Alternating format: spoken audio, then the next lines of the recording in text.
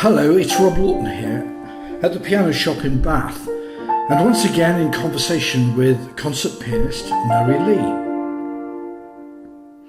In this conversation, we'll be reflecting on her experiences while performing at a number of candlelight concerts here in the UK.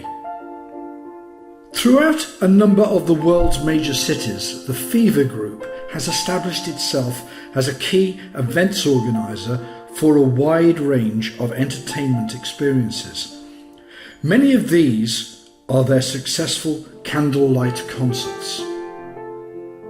Nurry has been engaged to perform at a number of these in the prestigious Manchester Stonor Hall and in Liverpool's magnificent St George's Hall.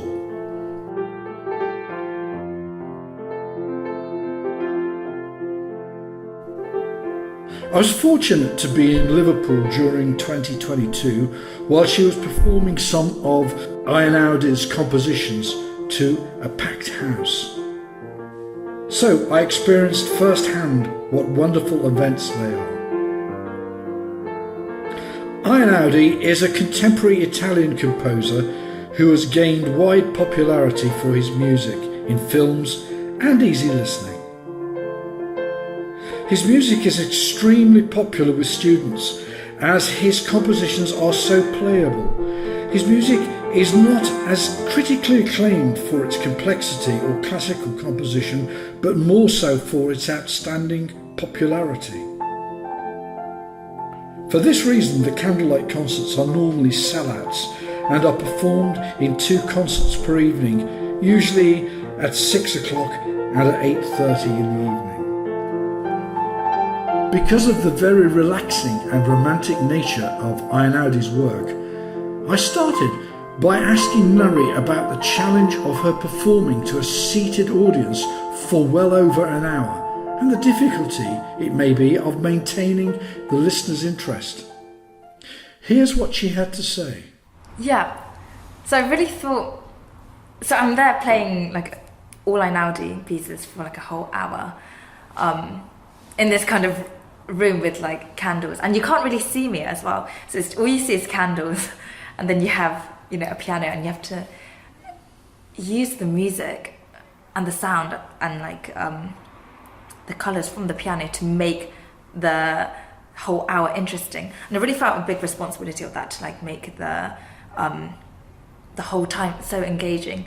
I think from the first piece I tried to like take it on a journey. So each piece has its own sort of message and their own sort of emotion. And I really wanted to like enhance that and bring it out and make sure that the audience can feel that. And you know, some are much more like bigger and grander, some are much more like intimate. And I wanted to create a big, like as big of a journey as I could for the audience to feel.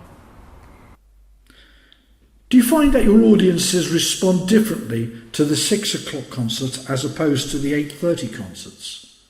So when I play the concert at 6 p.m, yeah, I feel like the audience, you know, you've just come in at 6 o'clock, maybe you're just, I don't know, you're about to go out for dinner afterwards or something. You'll be a lot more awake, a lot more active. And so, yeah, the way I engage with that and just bring the atmosphere to like a sort of much more intimate and sort of like a sometimes, you know, quite dark piece and things. I try to do that. And then the 8:30 p.m. audience, like maybe you just had dinner and then you're coming to this like candlelit concert and there's candles and, you know, you're maybe a bit tired after dinner, you're just like relaxing. Yeah, and this audience, I try to keep them like always with me, always like listening to the music. You know, you might feel like tired after the whole hour, you might just want to like fall asleep or something, but I really want to make the whole hour like very engaging to the audience. So yeah, the 8:30 one, I really try to like grip a bit more, and for the 6 p.m. one, I try to create like this atmosphere that would like really make them like listen and feel like each emotion of the piece. Einaudi as a composer is well known. His work is frequently recorded and consistently has large followers. Is there much freedom to impose a Nurry stamp on his music? Yeah. So Einaudis works are really interesting. And I think I've like gotten to know it more as I've like played it, and, you know, like studied it, I guess. Like his music and his writing is it's very beautiful, very intimate, and very extremely personal. And his music's, you know, really popular. Like a lot of people love listening to his music, and I can see why. There's a lot of like beauty in his writing. It's like pleasant to listen to. That doesn't mean that there aren't any like dark or like complex emotions behind the music or complex subjects. But I do feel a sense of big sense of freedom in his music. A lot of it is there's a certain like an ebb and flow to it. Like a lot of different textures to his music. For example, I'll start off with the first piece from Nuvole Bianchi. So this is what I would normally start off in a candlelight concert. So it starts off with a chord.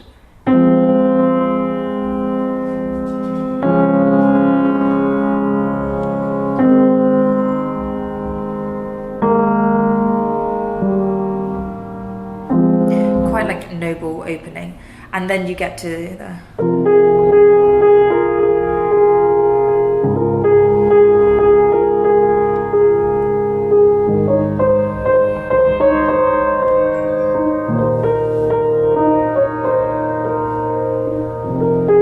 again, this kind of like, it's just like in the air. It's never like one beat. It's, you know, there's always like a freedom. There's a lot of space and timing behind his music, and then, you know, it builds up.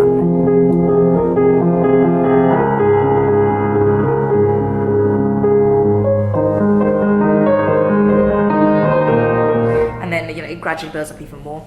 And but I feel like a much more sense of a freedom in his music because of, I don't know, comparing to some like big classical composers like Rachmaninoff or something, there are so many notes that can get in the way of like the core message that you're trying to say, whereas with his music it's very sort of like immediate. It's very like raw almost. Yeah. I've heard you talk before about the importance of projecting a piano singing tone in a large concert hall. Could you tell us more about this? Yeah, so I think that was like really important for me. Playing in these like big halls, I think getting a singing sound and like making sure that your sound projects to the back of the hall, and make it feel like, you know, the piano is speaking to you directly and you're sitting there and in the audience's seat. I think that was really important to me, especially with works like Einaudi, where the text is it has like a melody as like one line and then just like a little bit of the bass like here, not really, you know, using the two extremes of the piano like in some of like Liszt's work or like some like big classical composers, and having like not that many notes to play around. You have to have this sound and this tone that projects to the back of the hall. Because I remember like sitting in a few concert halls, these huge halls, and I like couldn't really hear the piano. There's nothing sort of that got in the way of the music for me more than that.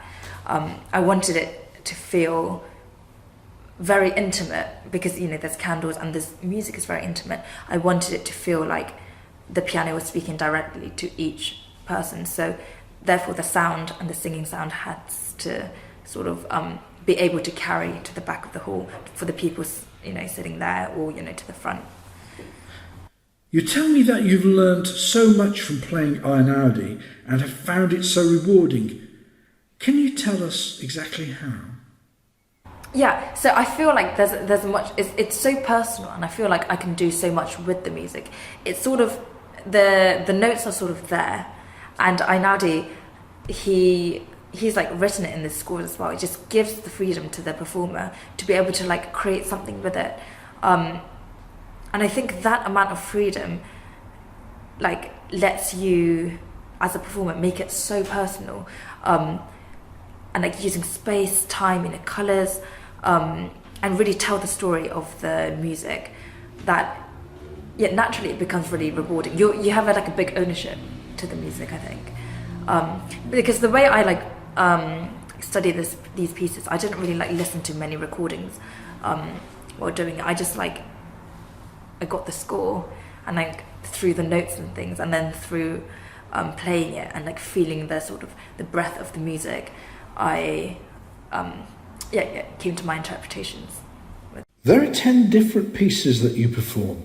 You say that some of these pieces use sound effects in a similar way that Franz Liszt uses. Can you tell us more? Yeah, so I think for sure. So in the 1 hour set, I play 10 pieces, and with each piece, you have to find something in there that is individual to each piece, but also a message that you really want to communicate through the music, and that's quite important. And the sort of journey and the connection between the 10 pieces is quite important as well, because the audience is going on that with you. With some of the pieces, some are much longer, some are really short, some only touch upon, I think, subjects, or it touches upon a certain emotion, and it just carries with that memory or something, and some tell a whole story in itself. There's one I play in the middle, the 6th piece, which is Ultime, and this one I feel is a whole story in itself, from the beginning to the end. It's much more of a longer piece, but it starts off.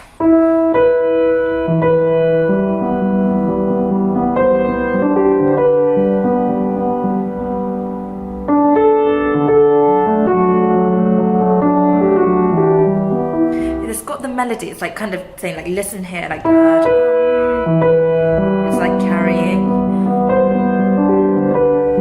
releases the tension, you're doubting, but no, he's carrying on the story, and he carries on,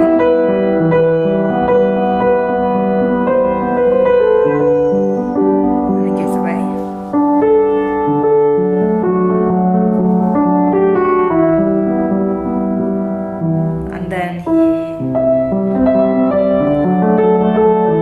It's all these in his music it seems to be sort of these fragments of ideas with these questions or things but it's very personal, and I think it feels very improvisatory, it's very human, and this third time,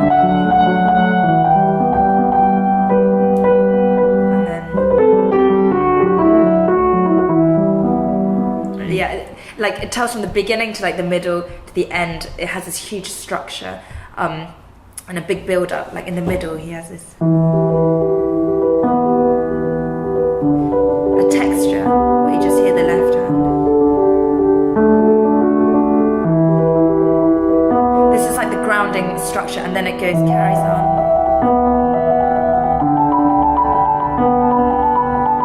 Very haunting.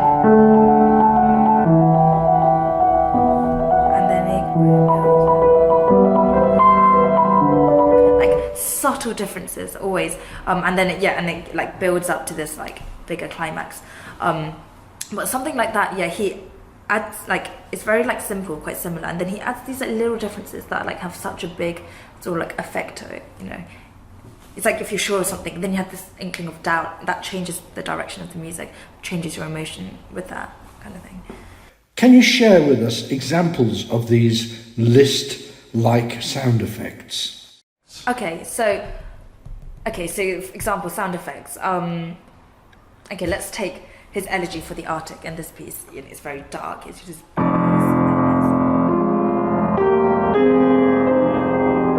all chordal there, and then from this bass texture, and then it's he goes one line, and then double.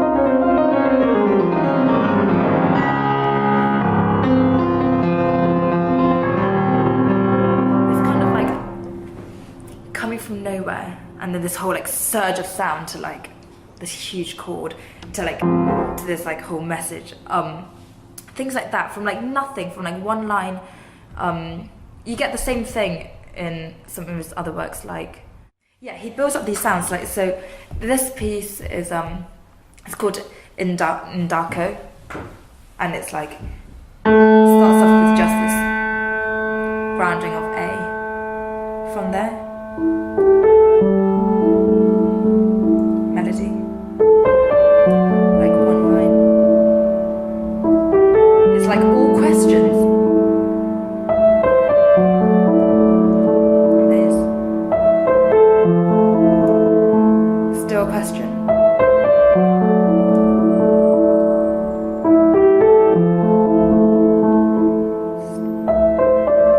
Still all these questions, and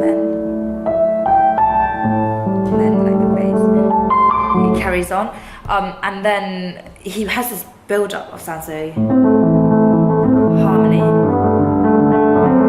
It's like rhythm and harmony here.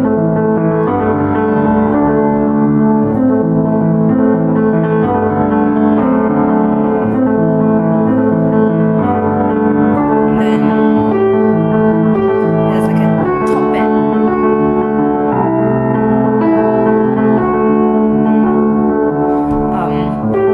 Yeah. And then it carries on.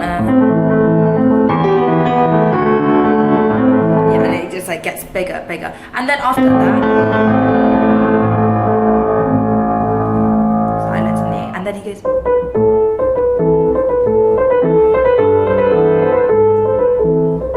Like very dry, and then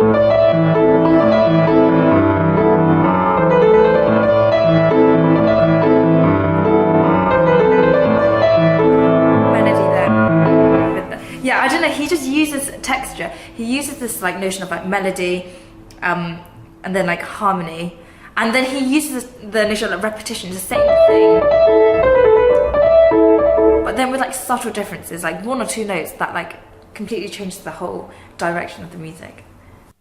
Nurry, will you share with us some thoughts on the pieces Elegy for the Arctic and Reverie?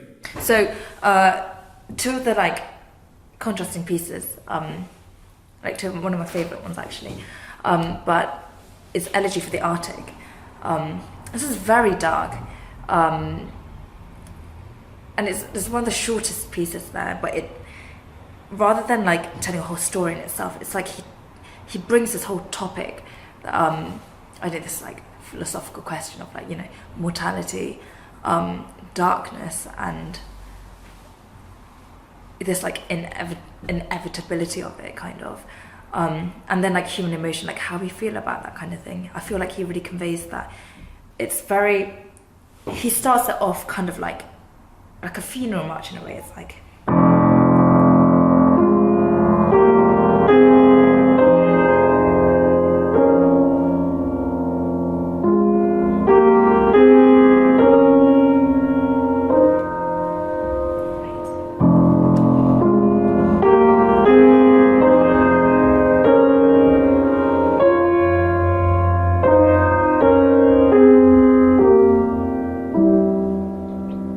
very haunting, and then it's all this space.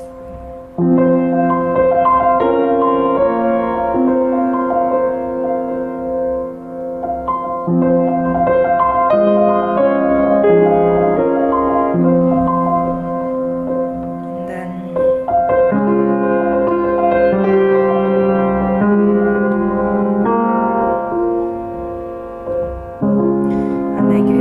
very dark, and then you have the kind of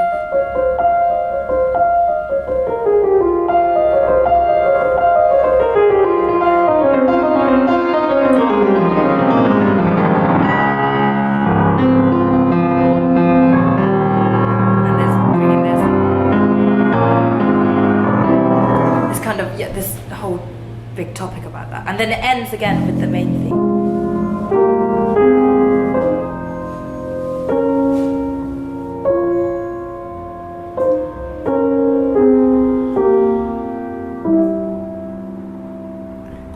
Very haunting, it's very dark, And like straight after that, the next piece I play is Reverie, number 8. And this is like super, from this dark piece comes this like, it's like this lightness.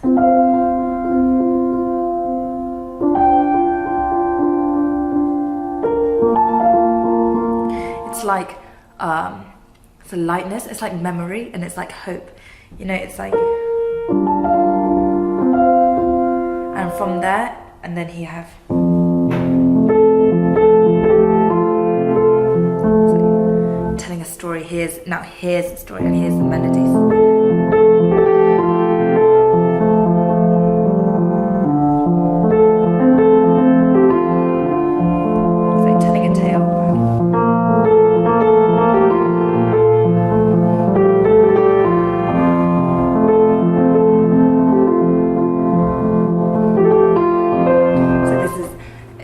Like a voice for me, this part, when the right hand comes in, and it's much more like optimistic, and there's like a lot of hope to it. So these two pieces are like example of like extreme contrast in his music. And of course it's no wonder that so much of his music has been used in films. Finally, let's ask Nurry to play us out with Einaudis composition entitled Reverie.